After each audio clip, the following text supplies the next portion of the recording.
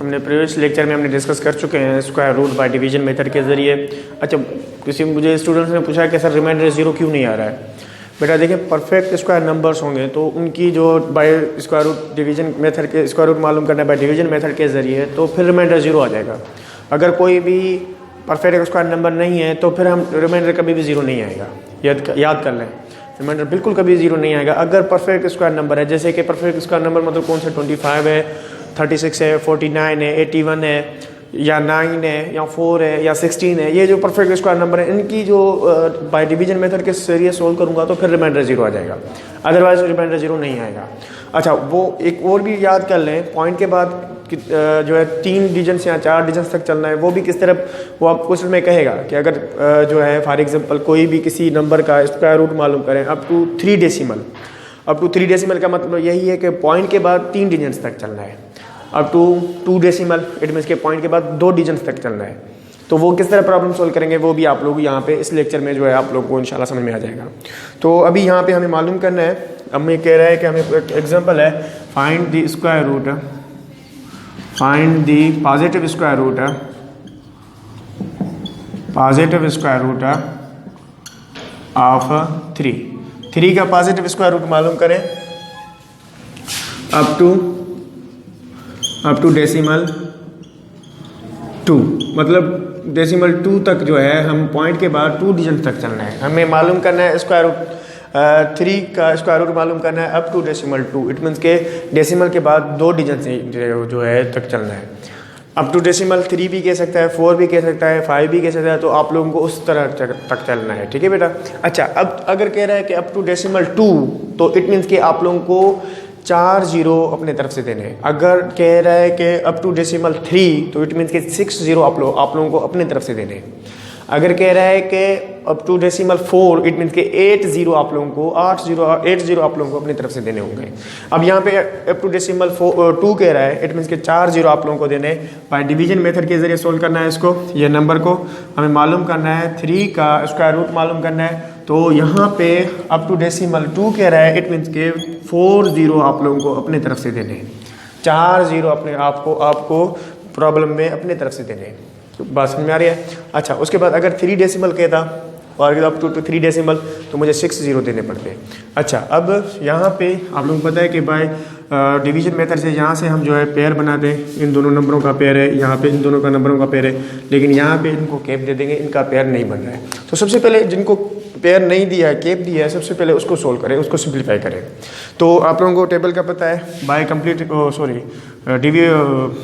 Square root का table by division method के हिसाब से वो किस तरह कौन सा होता है, 1 1 the 1, 2 2 the 4, 3 3 the 9, 4 4 the 16, 5 5 the 25 और 6 6 द 36 है, 7 7 द 49।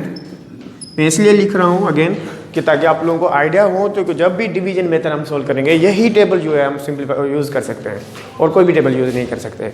अच्छा, उसके बाद 8 8 द 64, 9 9 द 81, 10 10 द 100। फिलहाल 100 तक लिख रहे हैं, ठीक है बेटा।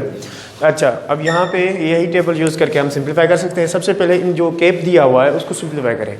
तो यहाँ पे क्या है, 3 है, तो इसमें देखें 2 2 द 4 हो रहा है, इट मीन्स कि यहाँ पे 4 ज़्यादा हो रहा है। तो हम क्या करेंगे, 1 का टेबल लगाएंगे, 1 1 द 1। तो अच्छा, यहाँ पे किस तरह करेंगे, 1 यहाँ पे भी 1 रखेंगे, यहाँ पे भी 1 रखेंगे, और इन दोनों यहाँ पे हमेशा प्लस होगा। ये मेथड ऐसे ही चलेगा जो फर्स्ट वीडियो में मैंने आप लोगों को समझाया था। यहाँ पे प्लस होंगे और मल्टीप्लाई करने का रिजल्ट यहाँ पे रखेंगे। तो ये मेथड ऐसे ही चलता जाएगा। तो यहाँ पे 1 और 1 को प्लस कर दे, यहाँ पे 2 हो जाएगा। यहाँ पे रिजल्ट जो 1 1 द 1, तो यहाँ पे वो जो मल्टीप्लाई वाला रिजल्ट यहाँ पे रखेगा। यहाँ पे माइनस होंगे 2, उसके बाद यहाँ पे पॉइंट आ रहा है तो यहाँ पे भी पॉइंट दे दें। बट यहाँ पे देखें डेसिमल आ रहा है तो यहाँ पे भी डेसिमल दे दें, और 2 जीरो का पेयर जो है वो नीचे लेके आएंगे। 2 जीरो का पेयर जो है मैंने नीचे लेके आया। क्लियर, यहाँ पे 2 जीरो का पेयर लेके आऊँ। अच्छा, अब देखें यहाँ पे 2 है और यहाँ पे 200 है, यहाँ पे 2 है। अच्छा, इस 2 को उठा के फर्स्ट ऑफ ऑल 1 के साथ करूँगा, फिर 2 के साथ करूँगा, फिर 3 के साथ, 4 के साथ, 5, जब तक 200 या 200 के करीब नहीं आ जाता तब तक मुझे सोल्व करता जाना है। या तो 200 होनी चाहिए या 200 के करीब होनी चाहिए। अच्छा, अब मैंने फॉर एग्जांपल 2 उठाया, इस 2 को 1 के साथ करूँगा तो 1 यहाँ पे भी रखूँगा, 1 यहाँ पे भी रखूँगा, 1 1 द 1, 1 2 द 2, यहाँ पे हो रहा है 21 हो रहा है, यहाँ पे इवन 200 है। तो अब कोई और बड़ा सा नंबर लेंगे क्योंकि ये एक छोटे से नंबर से 200 तक नहीं आएगा। 7 लेते हैं, 2 7, ये 2 मैंने यहाँ से उठाया और 7 मैं यहाँ से उठा रहा हूँ। अगेन यहाँ पे 7 के साथ ही मल्टीप्लाई करें, तो 7 7 द 49, 4 ऊपर हो जाएंगे, 7 2 द 14, 14 प्लस 4 18 हो जाएगा। तो यह हो जाएगा 189। तो अगेन 2 8 का टेबल लगाएं, तो 8 8 द 64, 6 8 2 द 16, 16 प्लस 17 18 19 20 21 22 हो जाएंगे। तो देखें यहाँ पे ये 8 के टाइम पे बढ़ रहा है, तो हम क्या करेंगे, 7 का टेबल यहाँ पे भी रखेंगे, 7 यहाँ पे भी रखेंगे और 7 यहाँ पे भी रखेंगे। तो यहाँ पे आप लोगों को पता है प्लस हो जाते हैं, यहाँ पे 7 प्लस हो जाएगा 14, 14 प्लस यहाँ पे 1 रखेंगे तो यहाँ पे हो जाएगा 3, ये हो जाएगा 34 हो जाएगा। और यहाँ पे जो मल्टीप्लाई करने वाला रिजल्ट है वो यहाँ पे रखें 189। अब सब्ट्रैक्शन करें, 0 में से 9 नहीं जाएगा, इस साइड वाले से लेके देंगे, यहाँ पे भी अगेन 0 है, इस साइड वाले के लेके देंगे, यहाँ पे 10 हो जाएगा, 10 यहाँ पे 1 अगेन देंगे तो ये भी 10 हो जाएगा। 10 में से 9 सब्ट्रैक्शन करेंगे तो 1 हो जाएगा। अगेन यहाँ पे 9 है, 9 में से 8 सब्ट्रैक्शन करेंगे तो आई थिंक 1 हो जाएगा, बिल्कुल हाँ 1 होता है। अच्छा, उसके बाद अगेन इन दोनों पेयरों को नीचे लेके आएंगे। अब देखें यहाँ पे 1100 हो रहा है, मतलब 1100 हो रहा है, और यहाँ पे ये नंबर है 34 है। अब इन 34 को दोनों को उठा के इस टेबल यूज हिसाब करके यहाँ तो इसके करीब जाना है, और अभी यहाँ पे भी हमारे पास लास्ट स्टेप है। क्यों? क्योंकि यहाँ कह रहा है कि डेसिमल के बाद 2 डिजिट्स तक चलना है, तो ये डेसिमल के बाद 1 डिजिट तो हो गया, अब नेक्स्ट डिजिट जो होगा वो 2 डिजिट होगा, उसके बाद हमें स्टॉप करना है, भले रिमाइंडर 0 आए या ना आए, वहाँ तक हमें यहाँ तक डेसिमल के बाद 2 डिजिट तक चलना है।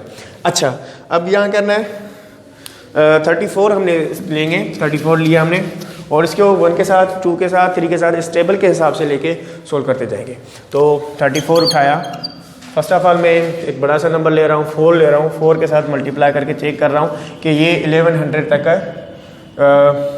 आ रहा है या नहीं आ रहा है, 1100 तक आ रहा है या नहीं आ रहा है। 4 4 द 16, अगेन 1 ऊपर, 4 4 द 16, 16 प्लस 1 17, 1 ऊपर, 4 3 द 12 प्लस 1 13।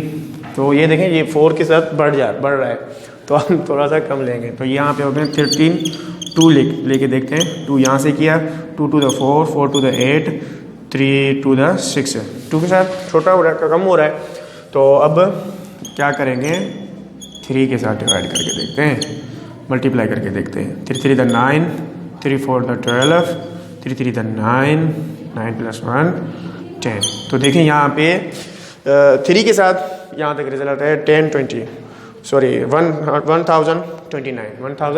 और जब 4 के साथ कर रहे हैं तो 1376 हो रहा है, तो ये बढ़ रहा है। इट मीन के 3 के साथ यहाँ पे टेबल हम यूज़ करके रख सकते हैं, यहाँ पे भी 3 रखें, यहाँ पे भी 3 रखें, और आप लोगों को पता है यहाँ पे प्लस हो जाएंगे, ये हो जाएगा 6 4 3, और यहाँ पे जो मल्टीप्लिकेशन वाला रिजल्ट है वो यहाँ पे रखेंगे।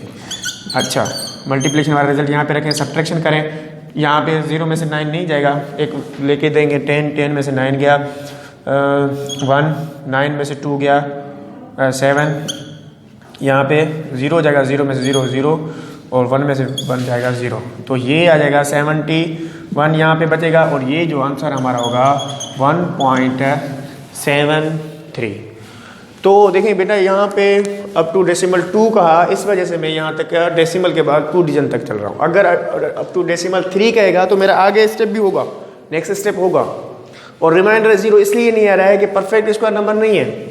अगर परफेक्ट स्क्वायर नंबर होता तो ये रिमाइंडर 0 आ जाता है, 49 है, 64 है, ये परफेक्ट स्क्वायर नंबर है, इनमें रिमाइंडर हमेशा 0 आ जाता है।